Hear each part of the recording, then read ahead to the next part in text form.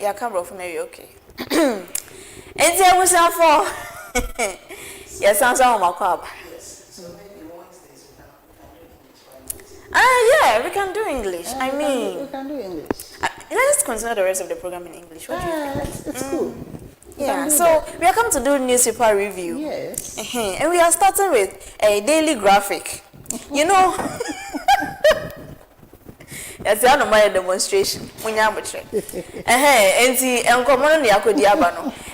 We say, Susie, explain what is going on. I want to share. Relax. Breathing out. And you giddy bia. Na mpemfo mienu nsema na omo kan me summarize me bonnet of in 3 sentences. Nyambo a memenda program bi ekoso e wo UCC SGS School of Medical Sciences auditorium. Na omasama ne se emraso se yeye Africa foi.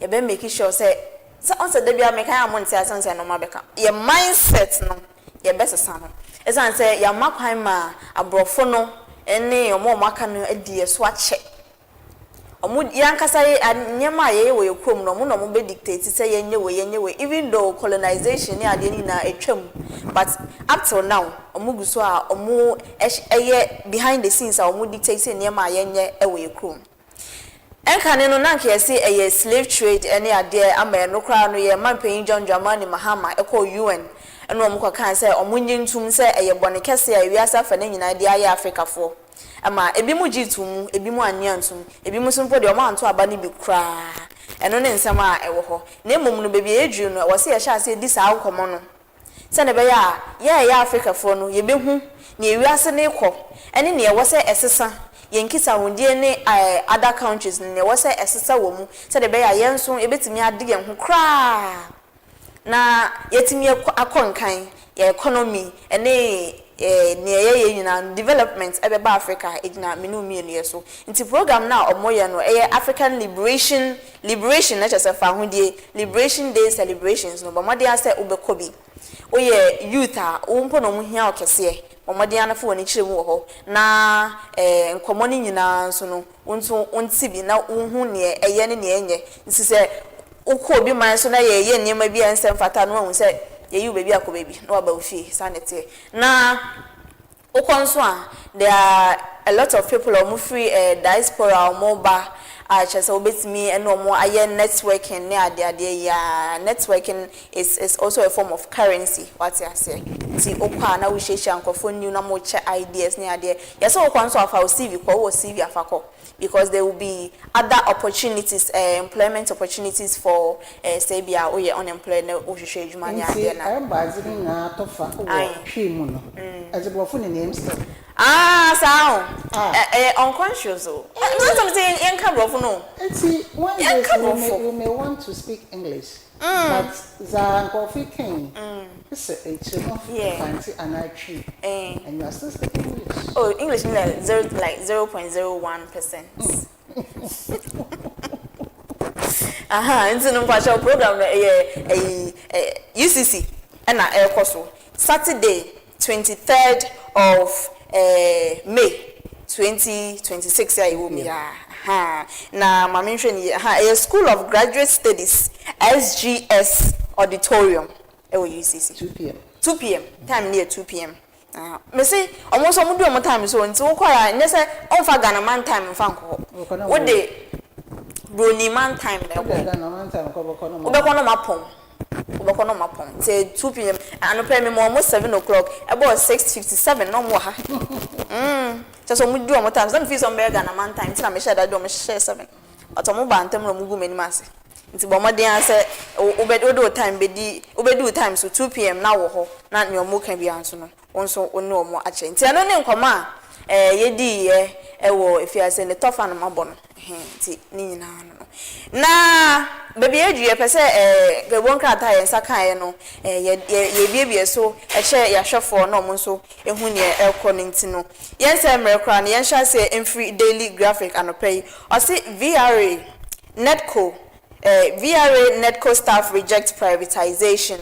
Aban yes anka VRA any Nedco Volta River Authority or more any Northern Electricity Distribution Company anka omo pese omo involve private individuals ewo mu ntanka public there abane there but anka pese omo de ankrankra ndwuma ko bi ebeka ho bi se na be yanka ebegina yie na emom no staff a omo ye adwuma ewo VRA any Nedco ni na se omo bonyo so omo njintum se saa enhehye no ebeko so sanse omo adwin se according to Daily Graphic no omo free se ansha na private entities na ba be take full control abane sa anso staff members no no mo ho kire wo mo nti anya ade a omo pepene so kra. Mining sector delivers over 2 billion Ghana cedis royalties first quota. Na mining sector, Ghana mining sector and the whole sector ni na no omo sika omo contribute to Ghana GDP ni ade nyina in the form of royalties 2 billion Ghana cedis first quarter of the year 2026 nkwa ni omo de baye no yo. Supreme Court permits CSOs to join suit challenging OSP. International Assembly Accra Fireside Dialogue expect diplomats discuss structural barriers to Africa's global influence. And also yen Daily Graphic awunye bia obehu ne ekonyina. Mamefa Junior Graphic and swaso. Edi no mambo ni yampacho mfancha me. Goripie Saidia RC Basic School needs help. Parents cry as pupils study on bare floor. Who infonina that screen no. Enkwala my family na what's in some form. A bit na a bit da ho. And a musia de name me use blackboard. Blackboard is sweat to. Na teacher ni no awe ne batakari ogina ho a wo chro ma de. An hwe wo no ho. Awofo a mumma ekọ school yi mu no 21st century Ghana 2026 ni ewo ye that's why face challenges we ya enso ani kwa edi na mentimi monye Goripie Saidia RC Northern Region RC Basic School awofo no na omanu dem say aban nye omomo apa cement we na wo bada so sua de they have to crown no students na wada question as ekada what's na wana obra ekunya ni ho nti what's na wana obra so obeda what's na wana obra da na obeda na afofo ni say aban nye no eye omomo because we there entwa ye. How did Winneba get its name? And also obi ne article awatro ewo Junior Graphic akwanya fa so Winneba enya edin Winneba no and also so ha say 2026 Junior Graphic National Essay Competitions questions out. Mo register for 2026 Junior Graphic National Essay Competition no questions na bant mo modern say mbekwa akoso we na aboam nti eno ne nsema no page Junior Graphics wo de aba mama saw do 24 hour.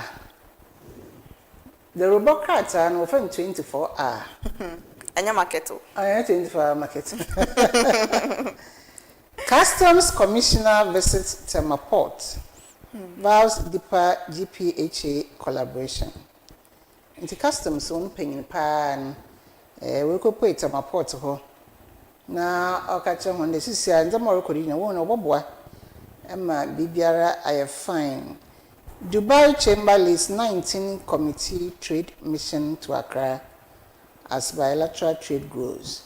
Into Dubai, no me uncle be no so on no cry, uncle have visa no fan Canada na inazi.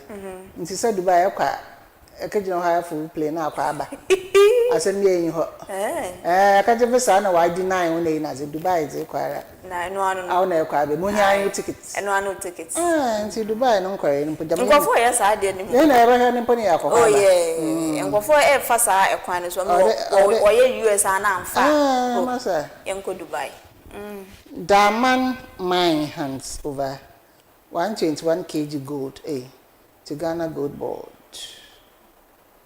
The first delivery no. And I was it 121 kg gold. Okay, in see infonya order one ye samigen fee. And no nye Ibrahim Mahama. Zoom Lion Kenya begins major transformation of Nairobi waste management. Okay. We will weaponize our youth. NPP's Salam Mustafa warns government over Abron years detention. NPP for the Ndaka create me one dem papa usande. Abron ye DC. Odawa she yoko for one kukum. Your money bill still. Bill nze say with the judge no kade until obeza sem na wie. Onja. On money bill. Akama NPP for Ndaka create one kasa papa. Afenya markings newspaper bia na me. I'm a minority leader. Namponi some more can paying for piakasa from the judges one kada muncho. Or the post even put by bakade content I know was apart from that. Also massa. And see a bonnet since I be ocean oma people for Obia bakada why agitated. And some no record what's say a boy any health so on your papa and into woman bail mpo na uncle hospital and so akaye watch benizina and I pay 24 hour as by for the insights and so now the insights no Chrissy Pratt info that has say now or say Chrissy Pratt calls for global reset to correct historical injustices amid demand for reparations. Reparations are seven and no pay. Yeah, can has say no and a Chrissy Pratt a brana on a student law students at Moore University of Cape Coast a year engagement no and oche mu say emra so say reparations law na mo pese mo di eduma organize say make no enye kasa nko and enye financial settlements enko na emom no omomfa structural systems beboama equality and equity aye eduma ewo Africa ha say no eno ene hia Nimu menya financial reparations eno mum ne hia equity and equality in the global systems eno na ehia asama Chrissy Pratt kanye na Supreme Court clears CSOs to join suit challenging OSP prosecutorial powers. Supreme Court ama kwan say coalition of civil society organizations no omonso ebetimi adjoin sa ongoing constitutional case na a challenge OSP ne prosecutorial powers no on betimi adjoin that particular mechanism track movement no so na be ya on betimi settle case no court betimi settle case no nti sanete e wa ha say okay Trump na some there FK company defends massive demolition at Domiabra, insists Gas South fully informed. FK company limited and omo a defended a demolition na course toward Domiabra no. Na omo chemu say omo ka che omanfo no so mbabe we enyem putupu asambia omo kan na mo omanfo na so denti omo entie na ama we no abanesa na emom no omo defend actions no no kwan so aye legal enye illegal no mo catch omanfo no ansa na mo babe ye nti the insights mama fa Daily Times the Rubakata in Sodo na Daily Times egum ho bo ho Amenfi East DC dodo ho and I was say Amenfi East MCE illegal miners accused of evading licensed mining concession. Police, national security, they are yet to act. So the victims are worried over power drunk behavior. And see, oh yeah, and you can never possess a position. Usande obuchemako. It is a few that of power into maybe an ebeya. I'm reading Casso Obasanako. Into one to offer them illegal mining.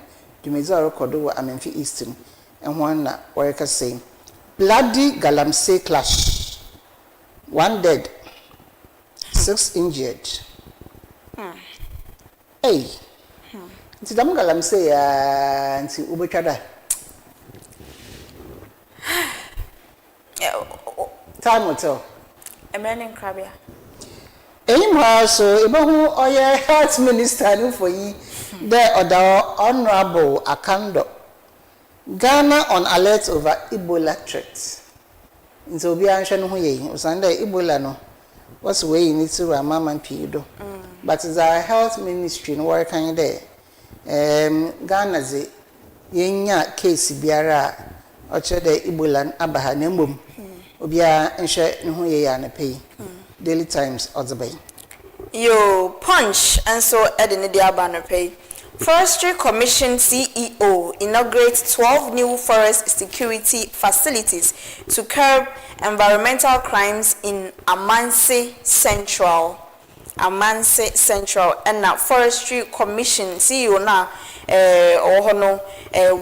inaugurate wapa hontuma wako bie 12 new facilities bia omo we bia no e de ama forest security no say omonje na omofa enye mesiki no into no achede we go bia he into we boy e dan me no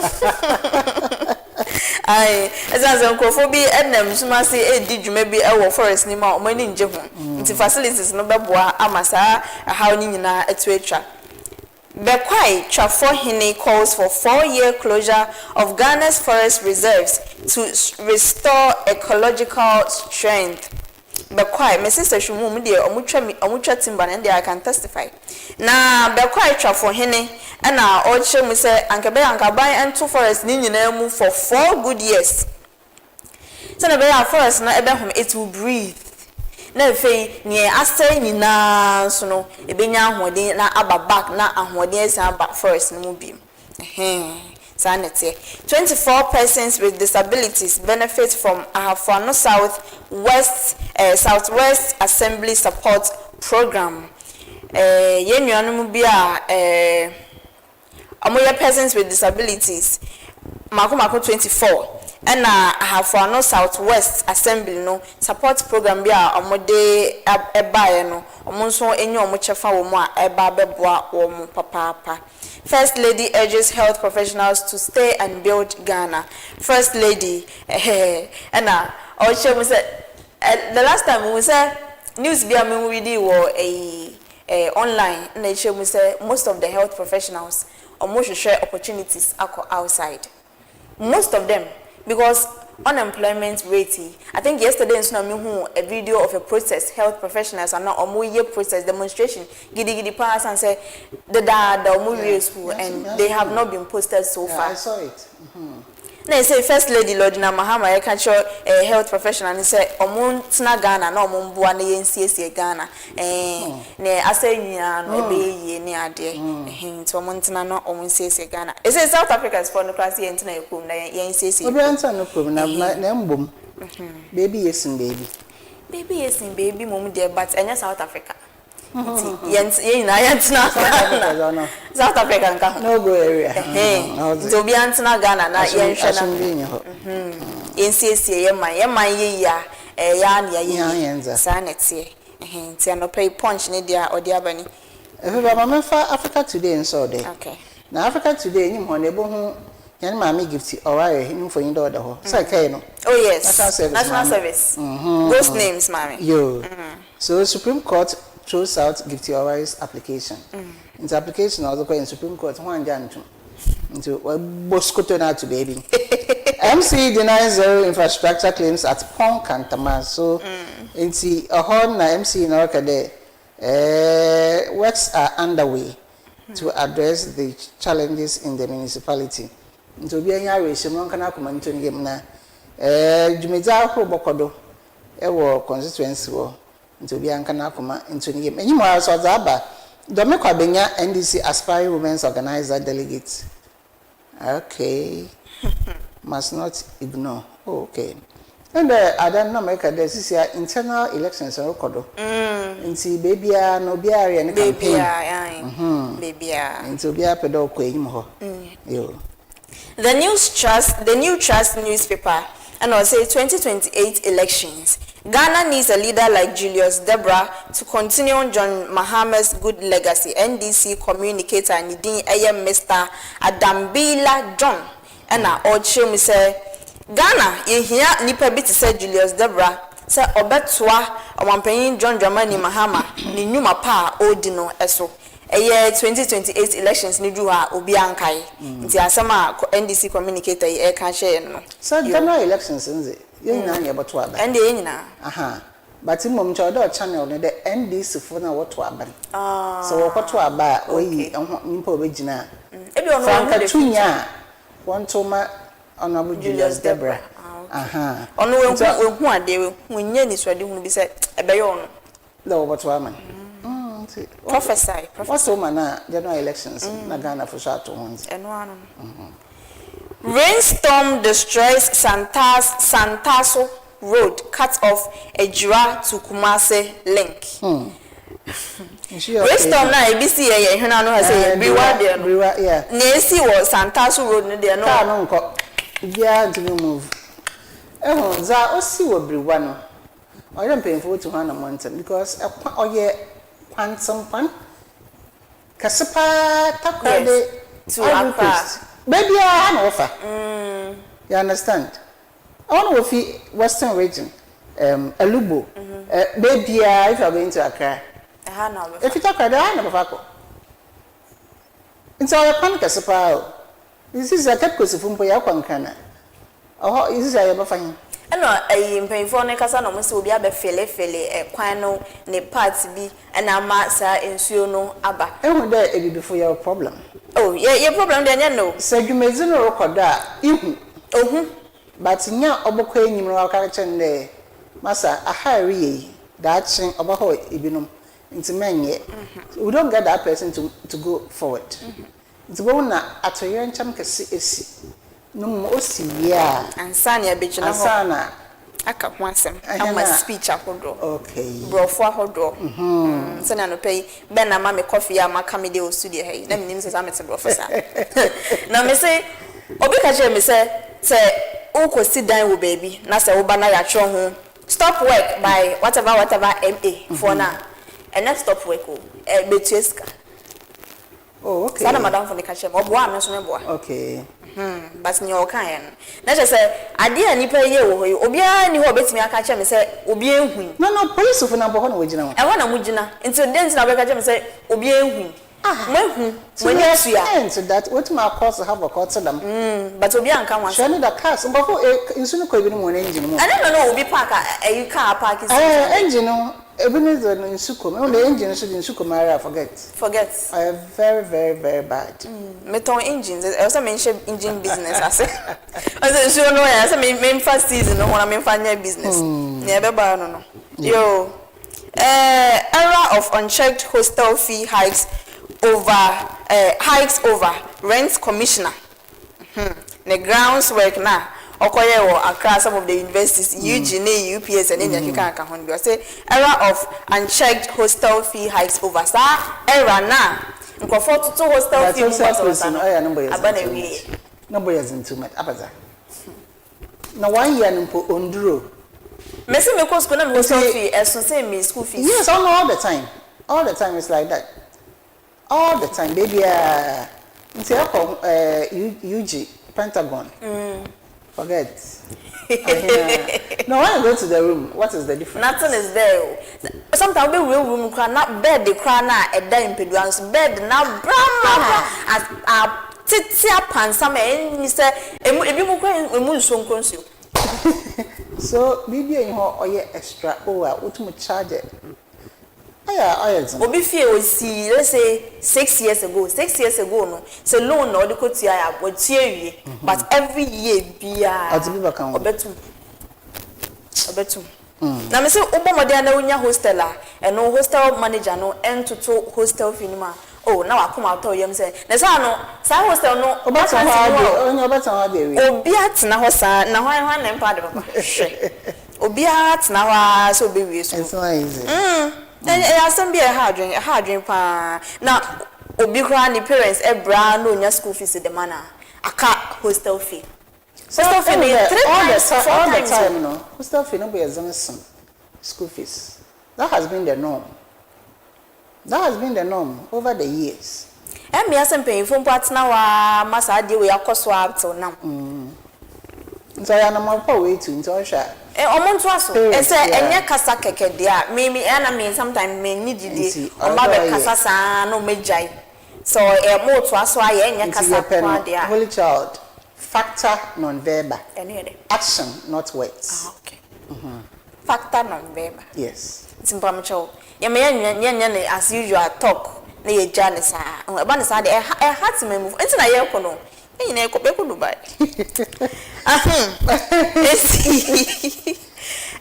Achuma Nwebieja South NPP first vice chairman declares intention for secretary position as he pledges grassroots mobilization for 2028 comeback a year groundswork go for any other MPP petitions diplomatic corps to monitor Ghana's human rights situations. Almost say abano ede na aban ehunehuna wo mo opopo nenigu wo mo so nti ene na diplomatic corps for no omomba no monitor human rights cases wo issues wo Ghana has no mo explain e bia na ye ne nti ase mo explain am obi ahunu right nti sanity nti anope neutral so no so ne dia odi abeni mama for the daily statement and so do enyim ho ebo minority chief whip honorable Anodom Pre nsawem adwagiri mbrahye begbanyi mfo yin na way na ose Ghana fo omampanyi mahama wezi Ghana fo hwambo papa samu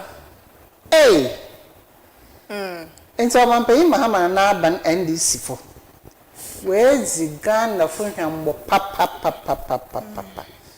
enti ono za honorable Anodom Pre Orika na Apostle Koyosafu goes from July 30th. So nazadaha. Naza kind na ran.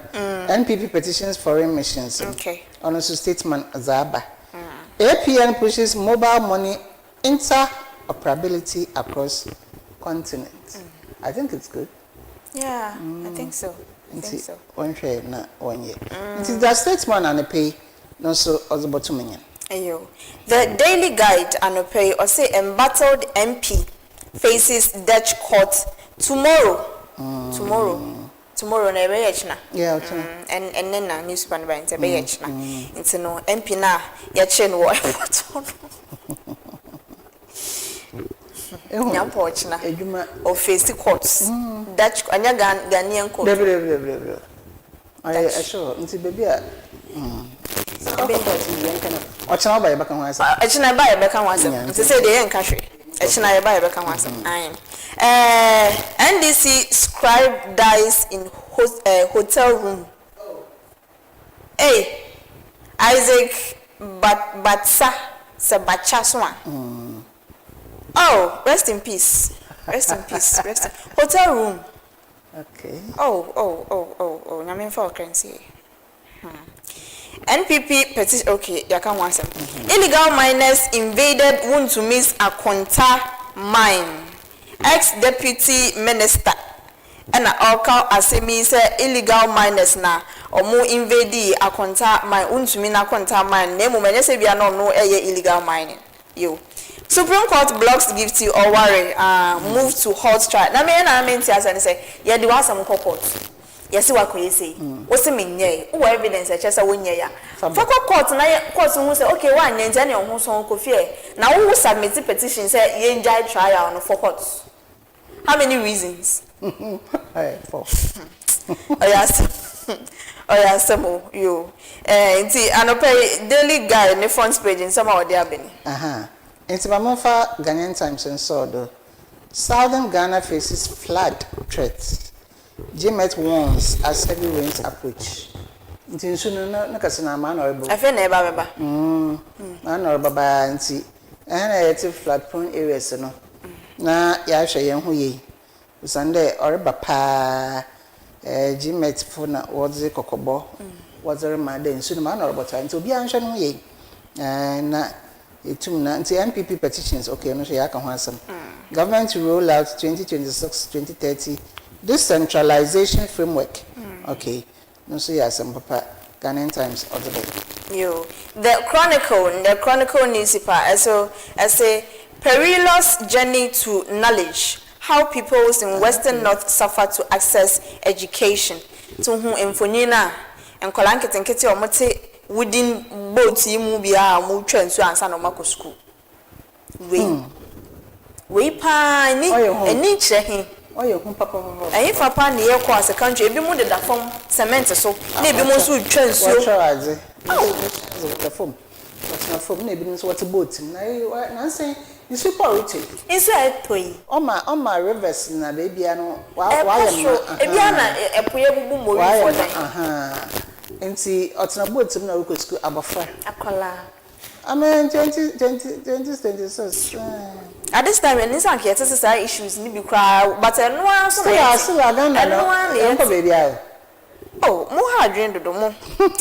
Apostle Joseph from Uncle Fono. Almost some years I never way now. And when you're the young they are there. Education Minister, Pastor Chamis away with him. How do I use in a pound for you?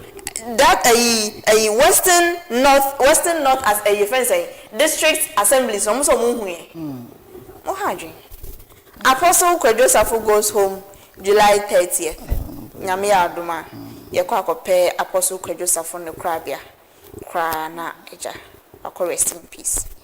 We in our can NDC is a reflection of scam, minority chief whip, and not don't try to say. I think the same thing I'll say NDC for a disappointment. Or say, we scammers, NDC for yes, scammers, sanka. See, the Chronicle, no so nasty. Okay. Mama fa, okay, there, America, Mama published and sold. Okay.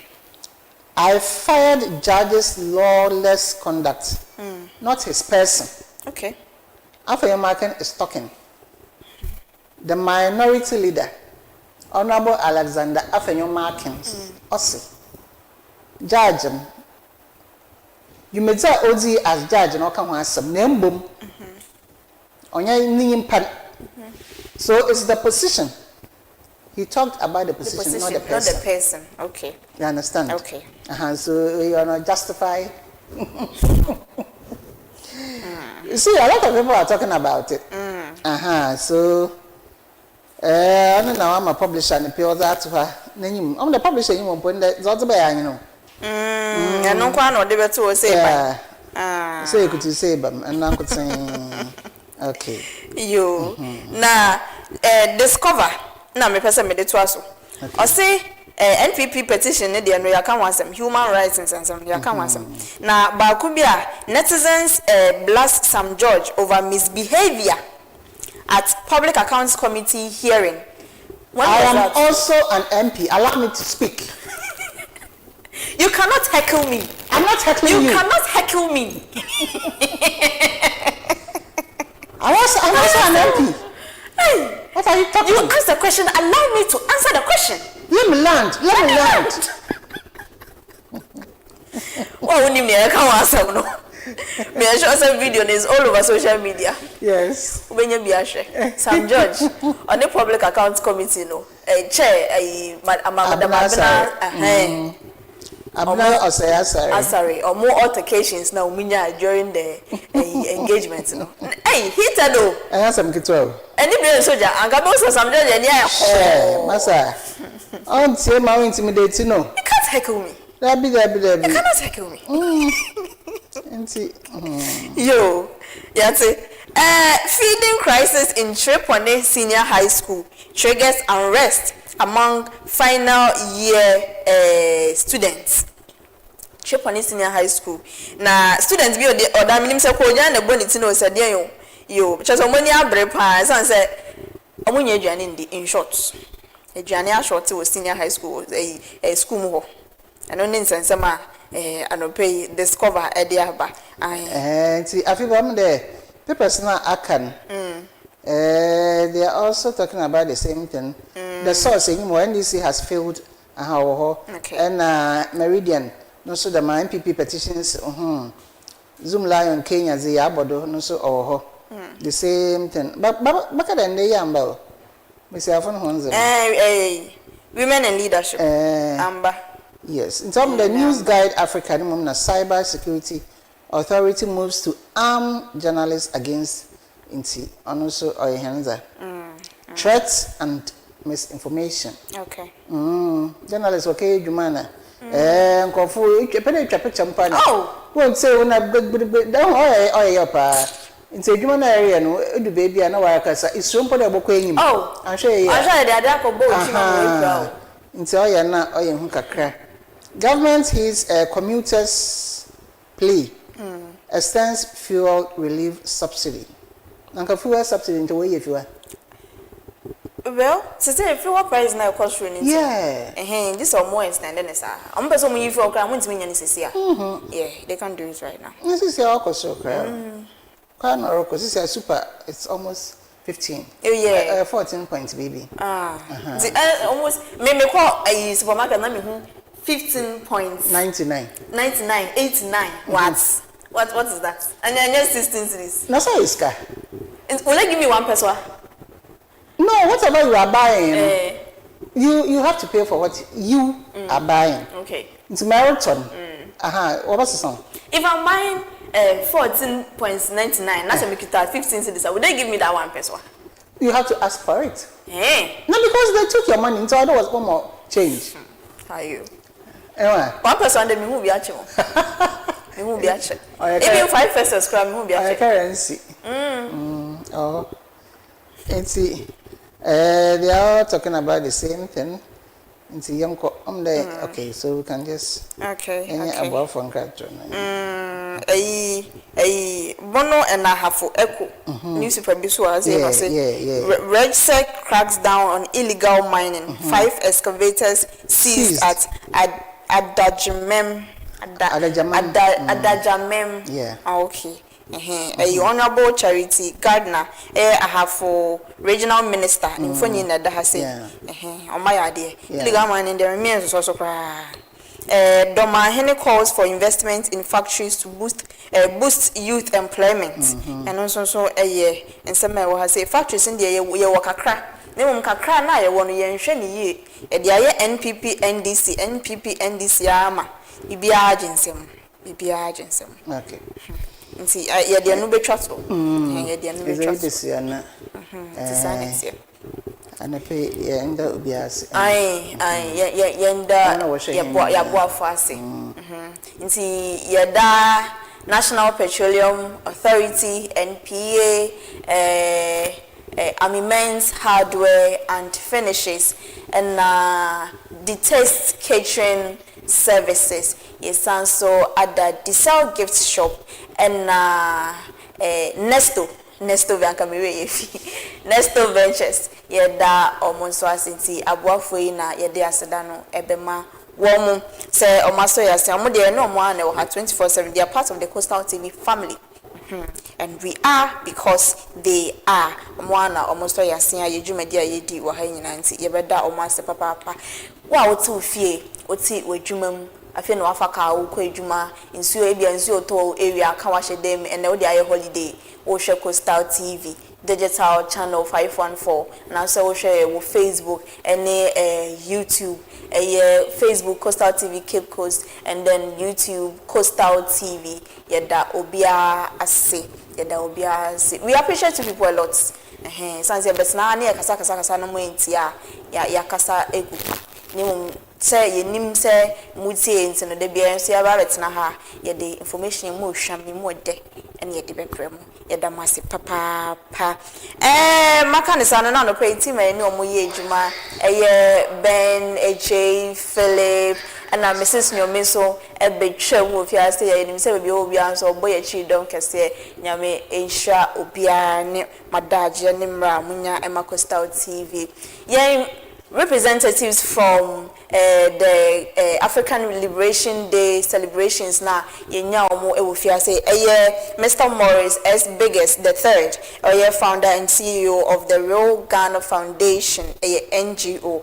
and Dr. Mario Nesbitt and also director for Center for African international studies ɛwɔ UCC yɛda ɔmo ase paa sɛ ɔmo timi enya mmerɛ ɛba Coastal TV na ɔmo ne bedi nkɔmɔ ihu mu hwam saa aha na anɔpɛ yi yaka behind the scenes in front of the scenes is myself AFIBA ESSIEN mene Mama V.